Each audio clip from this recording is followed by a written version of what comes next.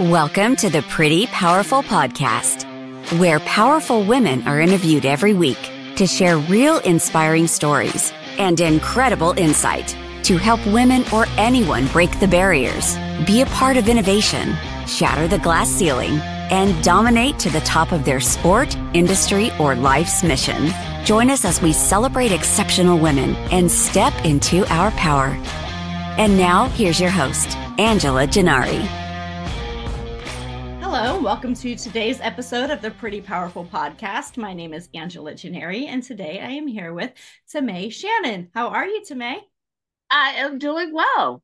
Awesome. I love how vibrant your personality is. We're going to have so much fun today. So Tamay is the go-to guru for elevating small businesses and inspiring entrepreneurs in the social media landscape. With a decade of experience and a unique approach she calls Where to Start, Tamay blends creativity and data-driven strategies like no one else. Stay tuned to hear her actionable wisdom that you can apply today. Trust us, you won't want to miss this. All right, Tamay. So I am going to dive straight in and say, what brought you into the social media world and what were you doing prior to this? Because, I mean, social media hasn't always been around. Right. So where has your training and expertise come from? Yeah, so prior to social media, it was grad school. So I am the lucky generation that when I got out of school, and I was ready to take the world by storm, there was a housing crisis. Oh, so there was a contraction in the economy, and so agencies typically don't hire, right? They lower their headcount. Makes sense. Recession, lower the headcount. And so my dreams of being Mad Men were dashed. And my mother suggested that I start a business. And I was like, that's a really bad idea, Mom. I'm not gonna do that. No, you're crazy. But 6 months, it just sat. The idea sat there, it noodled around, it made itself home, it got comfortable. And I was like, I can give this a go. Yeah. I can try this out. And so it's been 13 years of trying this out. Wow, good for you. I love that. Yeah, I know. It feels like when you're an entrepreneur, it feels like it's been the longest time and the shortest time of your life. Yes, yes. It goes same really time. Fast and really slow all at the same time. So, all right. Well, so then you got out of grad school and you decided to go into starting your own business, which is a huge leap. I mean, a huge leap because that's like two skill sets now that you're pulling together. You have your expertise and that you have business ownership, which is not easy, right? So you're now combining two different skill sets, which is pretty impressive. Yeah, I try. It's one of those things that nothing like on the job training for being an entrepreneur, right? Because in the beginning, I was super, super clear. I was like, I know marketing, I know social media, I could do this. And then it was like, oh, running a business is something completely different. Understanding hours and work and workflow and prospecting and closing and baking bold asks. I was like, oh, this is okay. This is not what I was expecting. I just thought I would fulfill work. It's like that's what an employee does. You're a business owner. Well, and I can tell you from experience that sometimes ignorance is your friend, because I can tell you when I started my business, I didn't know what I could and could not do. So I just did stuff that I probably, didn't fit the status quo. Like when I started my security company, we run our security company very different than other security companies. And the reason why is because I don't have a security background. And so because I have a background in a different industry, and that industry just happens to tie into security, I hire smart people that know what they're doing. But, when it comes to the vision of the company, it's going to look a lot different. And I think what helps an entrepreneur, right? Because an entrepreneur, our job is not to create what other people have created. That's not any good, right? And so one of my favorite business books ever is called Blue Ocean Strategy, a marketing book. So I'm sure you probably have read it. So one of the best books ever written. And I read this very early on in my career. It's been around for a long time. And I have, always taken the perspective of blue ocean strategy, which is, you got to do things that nobody else is doing in order to create your own blue ocean, or else you're going to be in the red bloody ocean fighting with all the other sharks, and that's a horrible thing. So the only way you can compete against these big sharks is if you have the same amount of, now it's just a race to the bottom. It's exactly. You either have to cut costs, or you have to throw more money at it, or whereas if you're an entrepreneur and you're doing things differently, you learn how to be creative in your solutions. Yep, exactly that. Yes. So, okay, so then you start your business and you're out there, kind of making your own way. So tell me what, social media to me is just so complex. Like, we all use it for our personal use, right? We have our Facebook and our Instagram and our, TikTok and all of that. And we are kind of, I say, like, spectators. We're spectators of social media because we watch it, but we don't really know how to get out there and lead and be the performers. So tell me how this got your interest and how you look at social media in a way that's different than what I do, which is as a spectator. Yeah, so what I've always found interesting about social media is that I love words. Like, I like the Oxford English Dictionary. I nerd out. I'm like, ooh, what is it? Where does this word come from? I love words. And so social media for me is just, it's a world of words where we share thoughts and ideas, and that causes people to take an action. And I find that fascinating. I find that amazing. That I could create a caption, that I could type something, and somebody would be like, oh, well, that's interesting, or let me take this action, or let me do this thing. So that's how I got interested. And I think one of the things for entrepreneurs that social media is really, really great for is that you get to share you. Most people, when they start a business, they're not like, I want to make a lot of money. Yes, we do. Absolutely. But there is an impact that we want to see in the world. We want to see something done differently. We want to impact the community. There's something we want to see done differently that we're like, we could do that. Yes. And so we get to communicate that. We get to communicate that passion, that commitment, that change to, like, this is how we do things differently. This is why we are the one to work with. And social media allows us to do that. Absolutely. Amen. I think that's so true. Yeah. And I think, again, I don't know how to use social media to the best, to its full potential. And so I still consider myself a spectator of it. I'm a scroller. I don't put as much out there as I should. And I want to get better at that. And I think that is the mentality of so many people that I know. I want to get better. How do I get better? Right? Like, how can I come up with this creative content? And one of the things that has now become like a huge prevalent thing in our industry, in our world, is AI. So how do I use AI to help me with social media? So one of the first, one of the quotes that I love, that I always share with entrepreneurs, because as an entrepreneur myself, I know that we can deep dive into a subject and really want to master it when that's not what's needed. And so this quote says, the goal is not to be great at social media.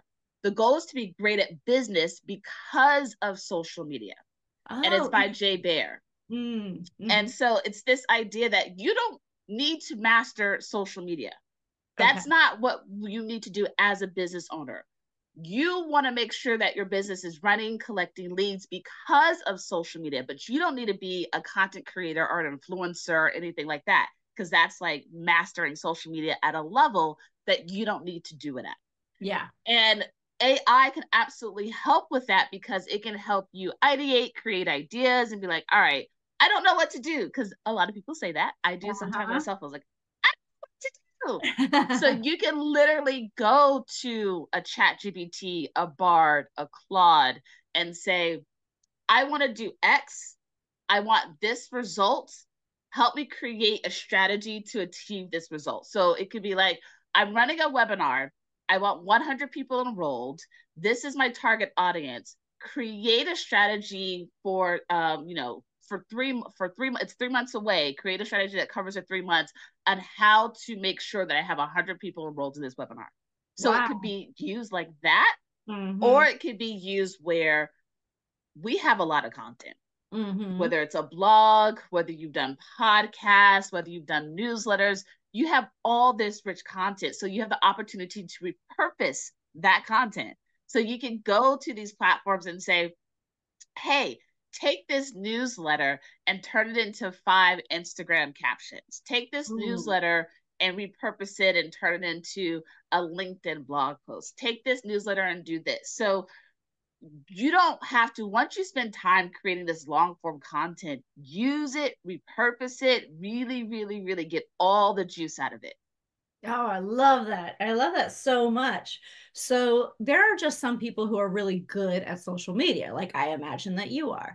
One example I can give you is, when you're talking about repurposing, like this stuff never occurs to me. Like I'm the person who will put, 80 photos from my last week's trip to Cuba all in one, like, hey, had a blast, blah, blah, blah. That was it. Done. All done.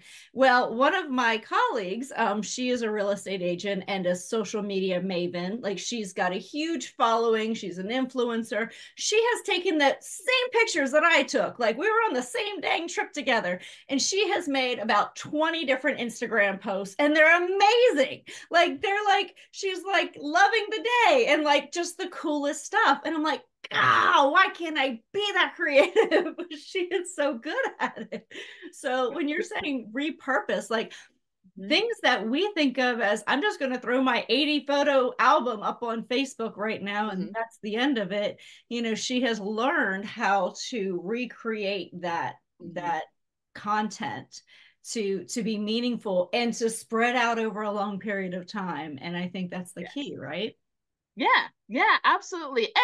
And not only spread out over time, but also reuse content. You can reuse content, like literally, you can copy and paste and reuse content. Because if you think about it, ads, those are reused content. There's a Cadbury ad that comes around every Easter. We know what that ad is. We know exactly, it's not different. We know what it is, and yet we still enjoy it. And so when you have high performing content that's done really well, reusing it a month later, there's nothing wrong with it, because let's be honest, nobody's going to remember it word for word. Do you remember the content you saw yesterday on Facebook? Nope. Exactly. Yeah, that's amazing. Okay, very cool. So how do you, as a content creator and a social media consultant, how do you use AI to work to your benefit? I use AI to help me recreate and repurpose content. So, for example, let's say you have a standard webinar, you have the topic, you have the breakdown, and then you want to present it to a different industry. So I use AI to help me customize that standard webinar for this industry so I can create examples that are relevant to them that they care about. So I use it for that aspect.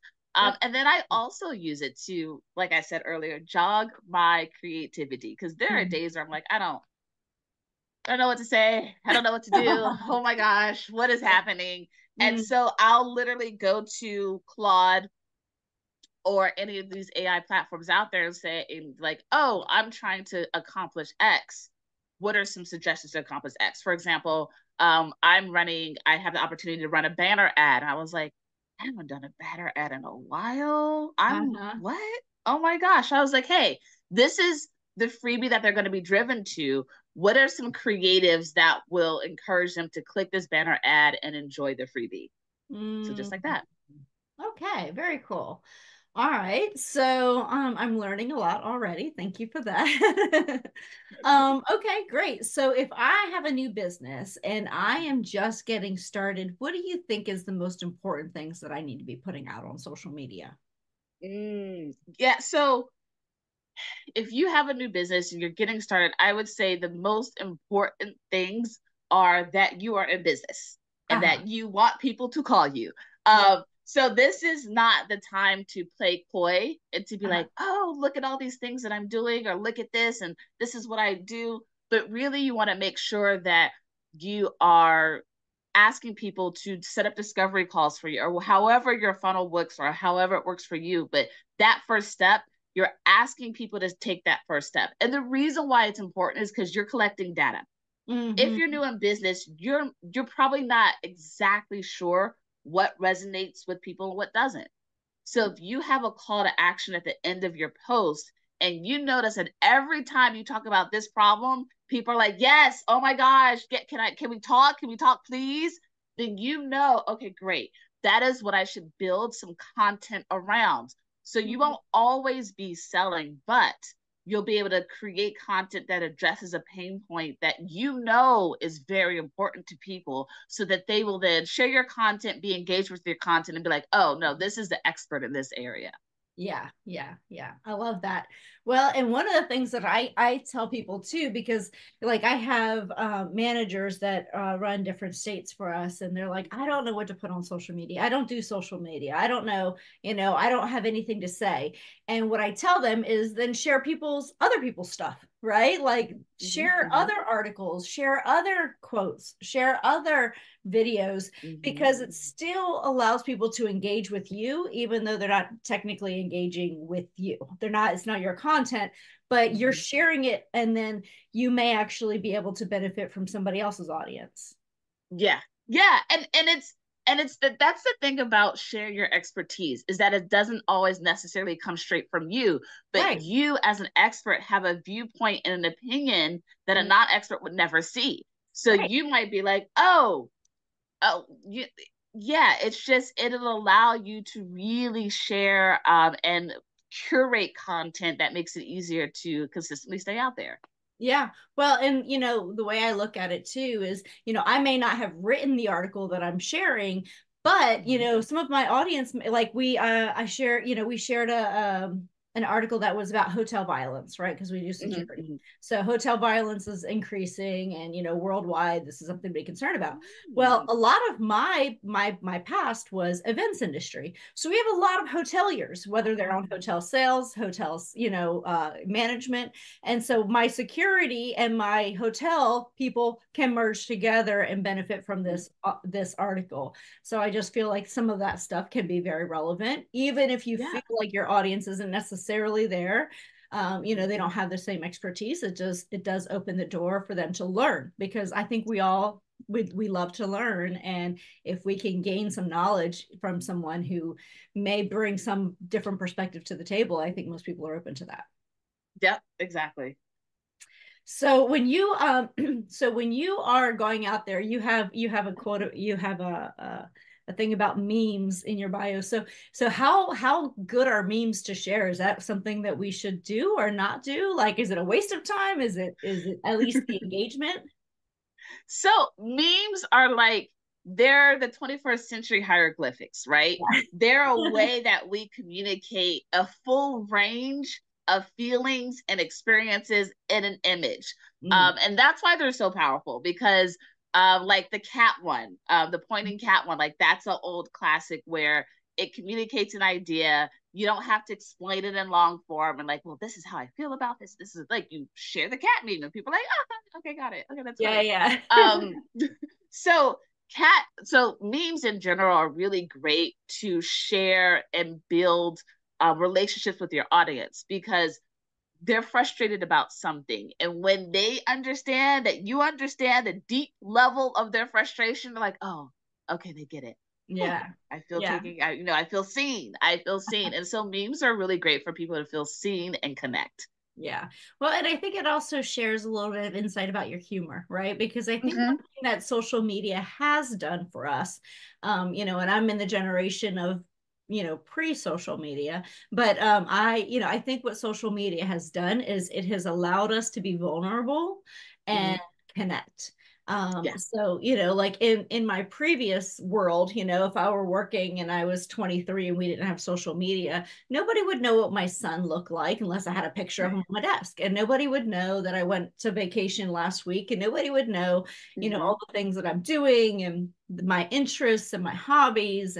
But social media connects you. As long as you're being honest and transparent and authentic about it. But I think the more authentic you are on social media, the better. Exactly. So, I think that has brought that level of trust, I think, to the table. So where do you see social media going in the future? I see it I think it's actually a cycle where it balloons out and then it contracts in. And so what I'm seeing now is a hyper local hyper interest aspect of social media where people are a part of Facebook groups or subreddits that deal with, pink horses in the Midwest. And there might not be a lot of people who love pink horses in the Midwest, but this group loves to talk about them and how to take care of them and all of those things. And so we're gathering around our interest, and we're like really, really creating communities and in these deep fields of like esoteric things that, there might be 5 people in your town who like it, but when you expand it to the world, there's like everybody who gets just as geeked about this thing as you do. Absolutely. Yeah. I mean, I tell people all the time, they're like, what business advice can you give me? And the first thing I say is find your tribe, find the people who get you, because they're going to be able to advise you better than anyone, right? Like you need to have your own personal board of directors, and that starts with finding your tribe and, having people that have the same vested interest, whether it's your business, your industry, hobbies, whatever that is. Yep, exactly. That's awesome. Okay. So tell me a little bit more about when you're posting videos, when you're posting memes, how can we do it as a strategy? Like, I hear all the time, like there's certain days you should post, there's certain times you should post, there's certain how many times per day. Like, what is the strategy with social media? So when you're looking at social media, especially you want it to be like effective and useful in your business and reach your goals, you want to step back and you want to look at the underlying numbers that you need to reach your goals. And then you create a strategy of action plan around that. So instead of saying, all right, I'm going to post it Tuesday at 5 p.m., you want to look at, all right, I need to get this much traffic to my website to have this many people book a call. So if you know your conversion rate is 25% and you want to book 4 calls a week, then it's like, all right, I need to get 12, is that 20? Yeah, 12 people to the website. I need to get 12 people to the website because I know 25% of them will book a call. All right, if I'm gonna get 12 people to the website, then what am I gonna do on social that will have people click through? Well, every time I talk about this topic or I share this thing, people are super engaged, but they don't click through. All right, what do I need to post to click through? So the strategy really maps the actions to your end goals so that when you finally create a post, create content, create a video, and you put it on LinkedIn, you put it on Instagram, you have a reasonable expectation of what's going to happen. And so you'll know that, all right, this is the week that I'm going hard because I'm launching something. This is the type of content I'm going to share. I'm going to go live. I'm going to do this. I'm going to do that. And I expect these results. And then because you've done that, you'll be able to look back at the effectiveness. So you'll be able to say, all right, this is what I projected. This is what actually happened. What worked? What didn't work? And then next time you launch next month, you fine tune based on that data that you have. Okay, that makes a lot of sense.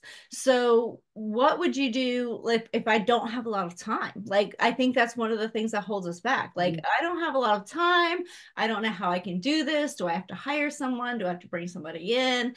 And I mean, while I would definitely say hire Tamay, let's send it to her. She can handle it. If I'm a startup entrepreneur and I'm like, getting through payroll on a hope and a prayer, and and I just want to make sure that I can pay rent, mortgage this month. What do you say to get started and for people who don't have a lot of time to devote to it? When you don't have a lot of time, and this is just in anything, you got to focus. When you don't have a lot of time, you just got to focus, and you have to be ruthless with your no and ruthless with your yes.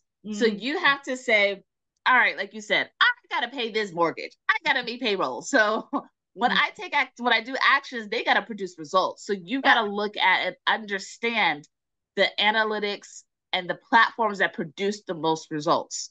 So if you notice that LinkedIn is producing the most results, even though Instagram is doing really well, focus only on LinkedIn, dive deep, go hard, make that happen, make it produce the results you need.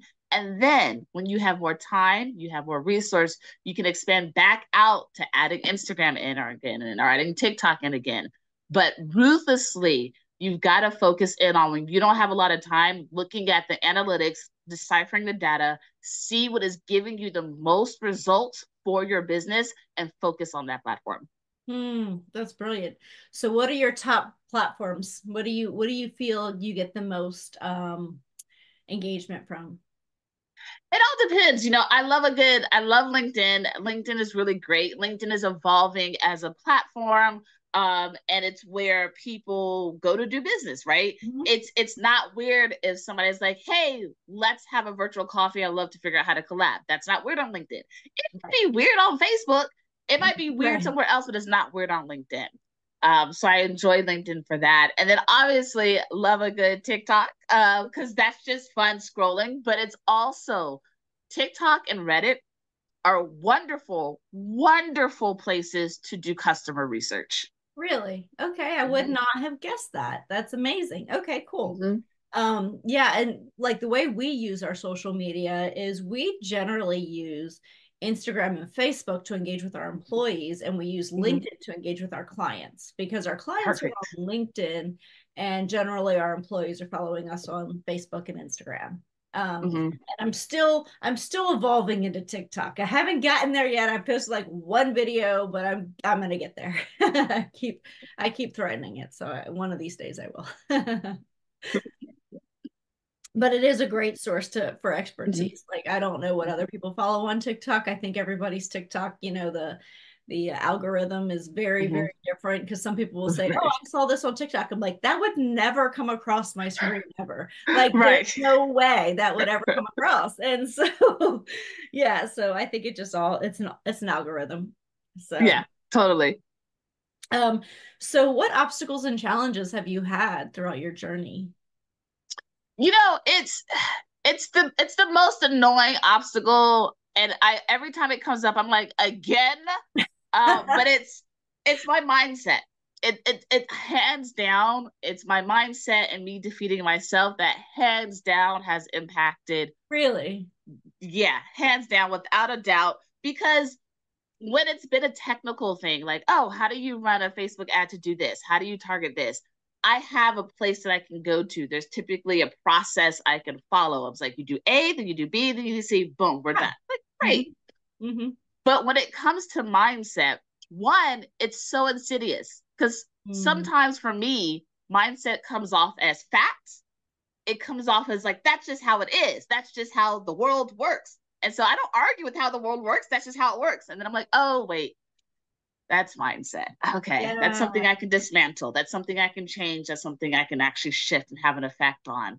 But yeah, that's where all my challenges arise out of is me saying, no, I can't do that. Or, oh, that's too big for me, or whatever the mind gremlins are doing today.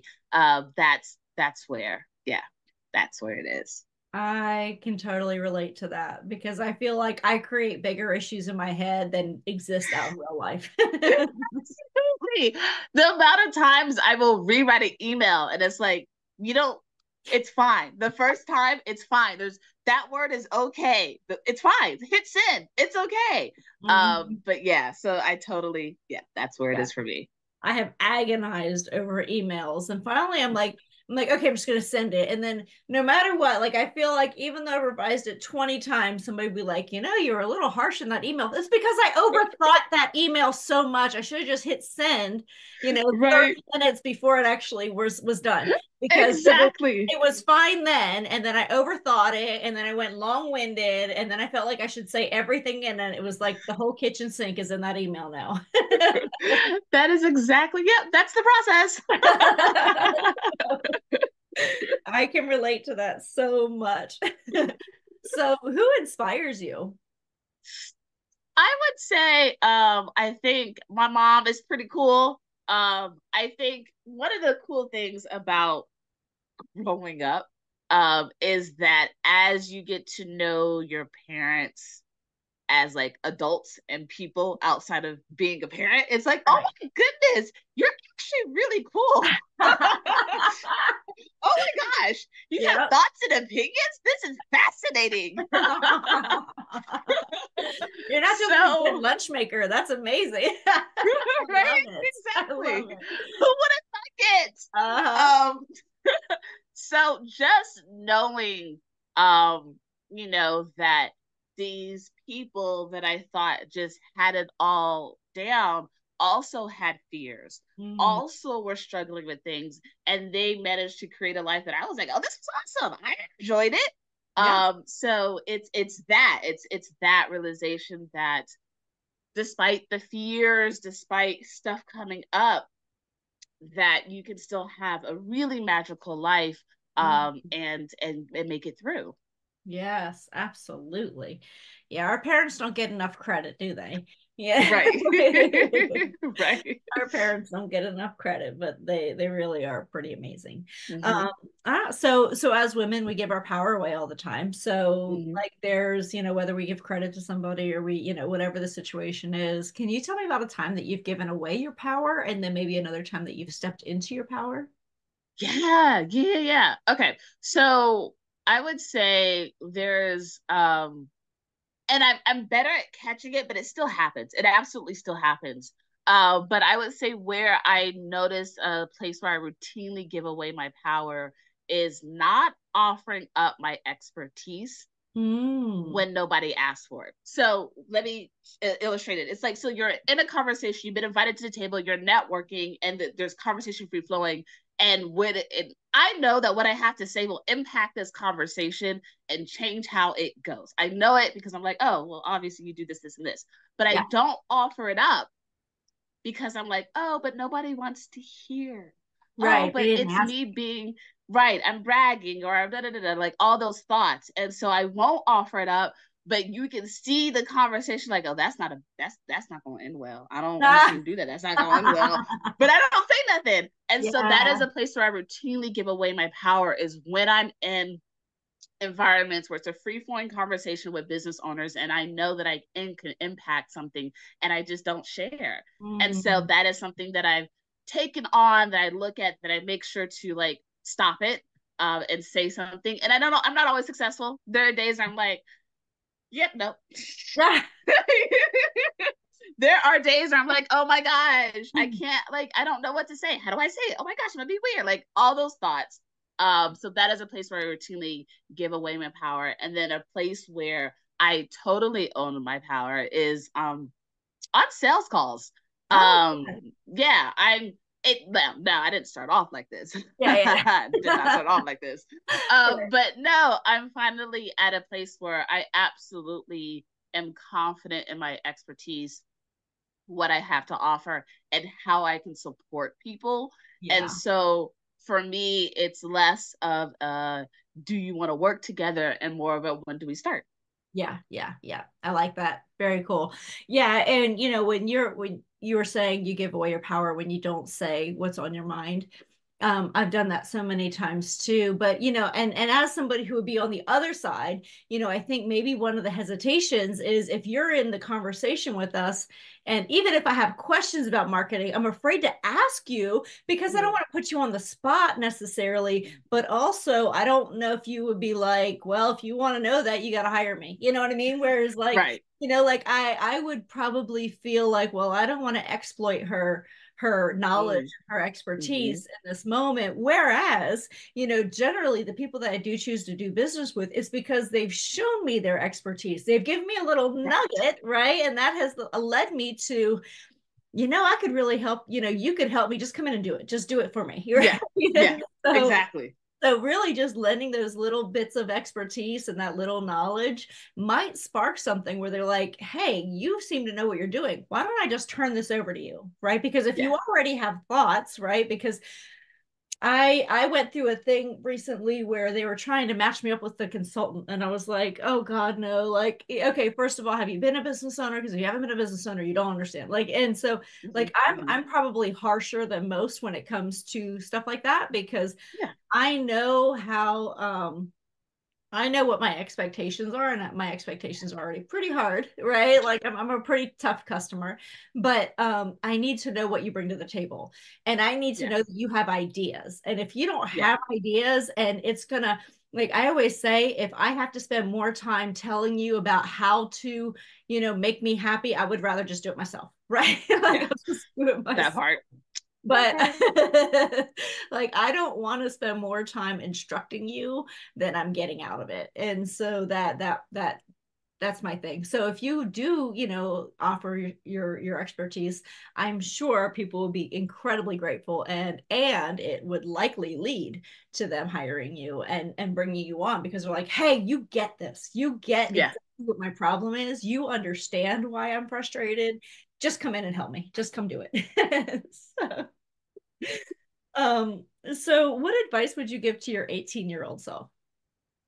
Oh my gosh. Yeah. So the advice I would give to my 18-year-old self, and the advice that I continually give to myself coming from an 80-year-old in the future, is you are enough. Mm-hmm. Whatever comes naturally, lean into that. Yeah. So instead of trying to learn a different method, well, everybody says this method's really great, or everybody says doing it this way is just the way you have to do it. If there's something that comes naturally to me and it makes it easy for me to do, there's nothing wrong with that. Something coming easy to you that doesn't mean that it's devalued, or that it's not worth it, or that you've got to get better at it. If it comes easy to you, take the easy road. You don't have to struggle all the time. Yes. So that's what I would tell my younger self. That would be brilliant. I wish somebody had told me that, because I tend to think if it's too easy, that I'm not doing it right. Right. That's exactly the thought. And that's a crazy thought, because that means that our innate capabilities and skills, the things that there are certain things that I'm like, oh, obviously you just do it that way. And people are like, oh, that would have taken me forever to do. That means that I devalue what comes naturally to me because I haven't struggled for it. Why is struggling a necessity to make something worth it? If I'm good at something and I enjoy it, why must I add struggle to make it worthy? So that's so brilliant. Yes. Amen to that too. All right. So as entrepreneurs, what advice would you give them if you're going to get started today? What is it? What do they do to get started today with social media? Today, I would say start creating your personal content library. So your personal content stock photo library. So you might go to Unsplash, you might go to iStock or Deposit Photos to get pictures. Start taking pictures of yourself. Start taking pictures around the work site, at your office, and they don't even have to be perfect, and you don't have to have a purpose for them. But when you are having a rainy day, or you're having a day where like, I don't want to be on camera, you will have pictures and video content that you can assemble for your social media without having to hurry up and get ready to take a picture of yourself in that moment. Oh, that is so good. Yes, because I think that's what holds us back. We're like, well, I would post something today. I don't have anything to post, or I don't have anything to say. I don't have anything to do, and so I think just having that little library, I think that's a huge start for everybody. Awesome. So this has been really, really enjoyable, and I have loved talking to you. But one more question. What do you wish more people knew? I wish more people knew that you can create a life you love, and it's something that you can actively create. You can actually have what you want, and it whatever it is. And it might be the road less trodden. It might be, I want to go off the grid. Yeah. It might be, I want to live 6 months in Europe and 6 months in the US, and nobody's done it in your family before. But you can do it. You have the power to actually make that happen. You have the power to create your life from the ground up. Yes. Great advice. Absolutely stunning. I love it. So thank you, Tamay. You have just been such a delight to talk to. I've really enjoyed it. I love your vibrant energy. I just loved it. So thank you so much. So how can people find you? The coolest, easiest, best place to find me. You can find me on LinkedIn, Tamay, Tamay, Shannon. There's only one of me, so it won't be that hard. Or if you're more of an Instagram person, you can find me at W2S Marketing. Awesome. Well, thank you, Tamay. This has been such a pleasure, and I am wishing you all kinds of crazy success. So thank you so much for sharing your expertise with us and our audience today. So I hope everyone has the most amazing day, and you can always check us out on prettypowerfulpodcast.com, and we will make sure that all of Tamay's information is on there as well so that you can link up with her. So thank you guys, and thank you, Tamay. Thank you. All right, everybody, have an amazing day. We'll catch you on the next episode. Thanks. Bye-bye. Thank you for joining our guests on the Pretty Powerful Podcast. And we hope you've gained new insight and learned from exceptional women. Remember to subscribe or check out this and all episodes on prettypowerfulpodcast.com. Visit us next time. And until then, step into your own power.